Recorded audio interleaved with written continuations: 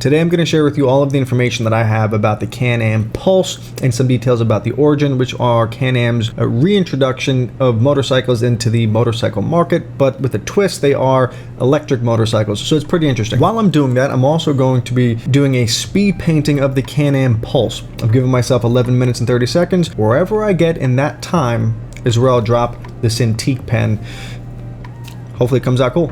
Okay, so I've already got my palette kind of laid out here. So the Can-Am Pulse, and I'm going to kind of just lay out a rectangle here, create a little background to paint within. Can-Am Pulse is in the origin are slated for 2024.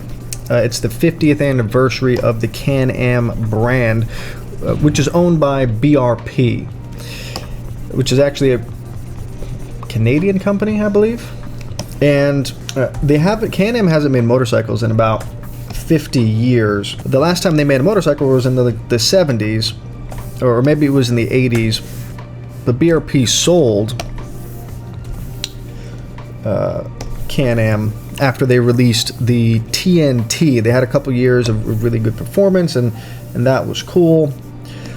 So I'm drawing this side view here, and again, this is I'm just going to block this in.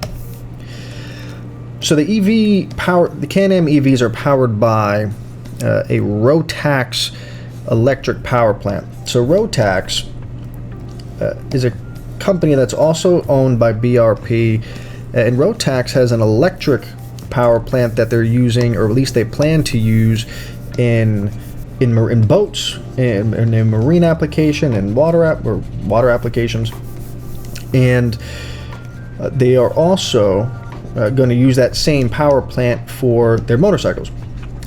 So they're saying that the Pulse, which we're sketching here, and the Origin are both going to be highway capable electric motorcycles. So I don't really have a really strong expectation of performance from these vehicles, because they're already kind of managing expectations for performance, like highway capable. Okay. And it also, if you look at the relatively small single-sided front calipers and rotors, they're not going to be stopping. It's not any kind of massive stopping power, which makes me think that these vehicles won't really be built for speed. These are going to be commuter cars, or commuter bikes rather. The Origin in particular, or the Pulse, excuse me, which we're sketching here in particular, is more of a city bike, kind of this cafe-ish proportion, although it's pretty modern, whereas the Origin is clearly built for more of an off-road application with a bigger front tire, a little bit different stance. So I'm just blocking in the colors here. I've already established my palette prior to starting the sketch, so I already had colors to pick from to kind of speed up the speed painting process, considering that I only have 11 minutes to do this. And I'm also working mostly in one layer, just painting over and correcting things as I go. So the EV, they're claiming that you can charge these at any level 2 charging station, which should be good. It gives it some versatility. I don't think these are going to be long distance motorcycles. What we're seeing is, again, if we get a 100-mile range or 80-mile range out of these, I would probably, that would be what's expected, I think. But they look pretty cool. I mean, if you look in this kind of 3/4, it's basically a big square, like a big rectangle that they've tried to make interesting. And I think they've done an okay job at making it visually interesting. I do think that there is room for some refinement. Granted, these concepts are just that. They're concepts. They don't have any final drive mechanism indicated. So that they are saying it's going to be a single swing arm, but can't tell yet if it's going to be chain drive or shaft drive. I imagine, well, it's hard to say. The street version, this Pulse, might be chain drive, because that, you know, most city bikes are chain drive.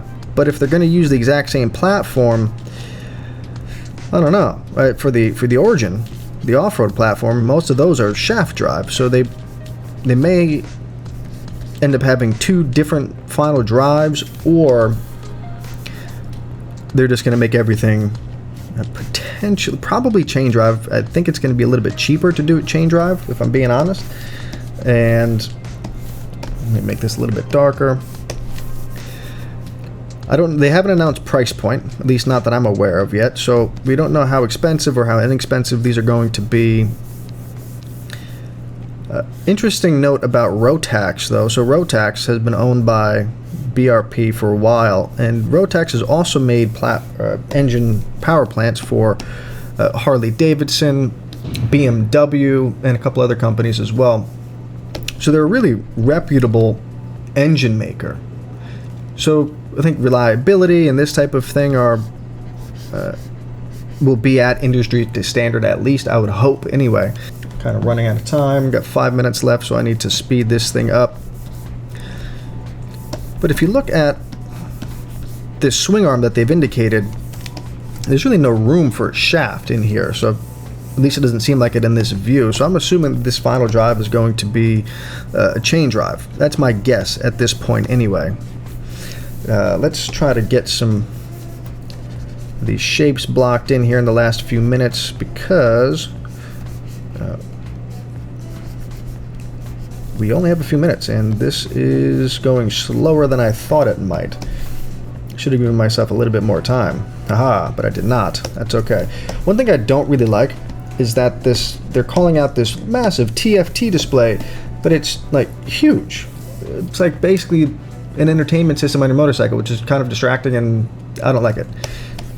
It looks a little bit gaudy, and honestly, it just looks a little bit silly in my opinion. But, you know, maybe for the younger generation of riders, that might be a huge selling point. I don't know. It's not a selling point for me.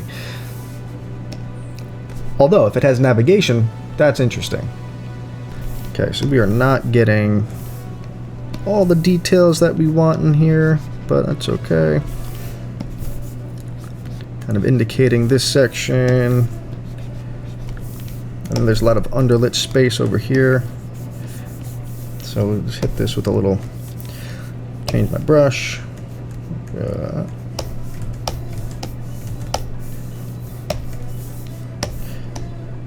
Now, as I bounce around this sketch, I'm trying to just block in some of the key features. I do like the headlight, this kind of LED signature. I think that's pretty cool.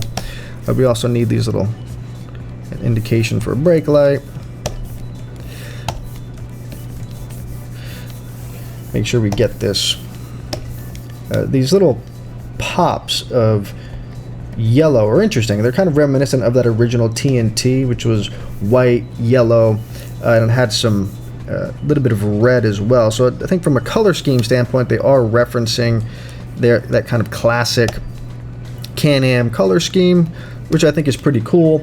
Obviously reinterpreted as a modern cycle at this point. So we should have more details on these bikes, both the Origin and the Pulse, in the coming weeks or months. Again, I'm not too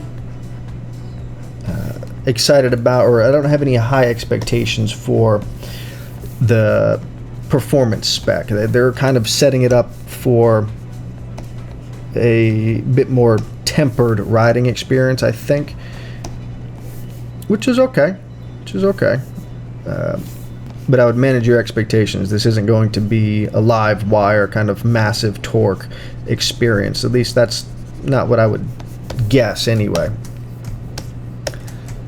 So we could kind of work on the proportion of this thing here.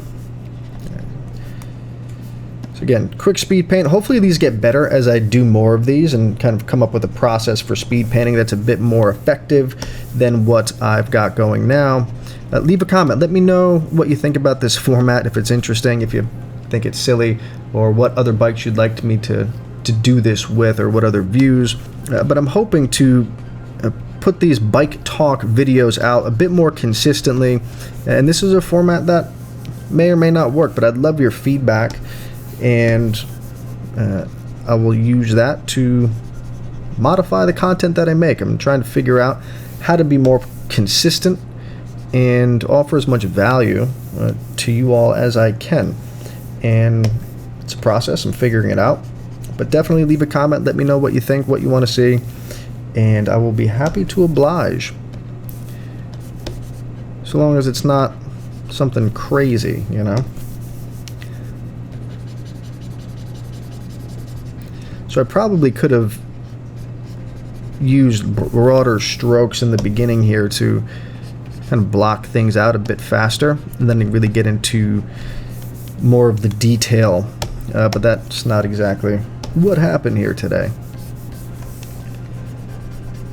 All right, put things in and cut things out.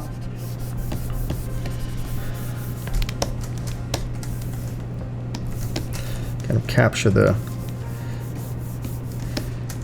form here, get that form shift, or that volume change as this kind of rolls down. I'm just waiting for that alarm to go off any second here. I'm just racing to the finish.